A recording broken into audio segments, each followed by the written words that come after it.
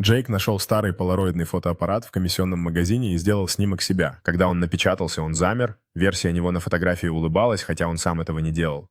Следующая фотография показывала его фотопортрет ближе, затем еще ближе, затем прямо за ним. Джейк уронил камеру и побежал. Последняя фотография печаталась сама по себе: «Не бегите, я уже вы». Сердце Джейка колотилось в груди, когда он мчался через темный магазин, его лицо выражало страх и недоверие, пока он не обернулся через плечо. Тем временем в темном переулке за магазином тень, напоминающая Джейка, следила за ним издалека с едва заметной улыбкой на лице. Джейк стоял на краю переулка, прислонившись спиной к холодной кирпичной стене, его глаза широко открылись от ужаса, когда он искал способ убежать. Полароидный фотоаппарат валялся на земле, а последняя фотография все еще развивалась, показывая таинственную фигуру двойника Джейка, медленно выходящего из теней.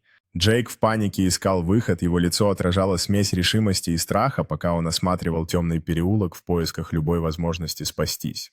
В это время крупным планом видна развивающаяся полароидная фотография, на которой теперь изображен доппелгänger с угрюмой улыбкой, а отражение испуганного Джейка едва заметно в уголке.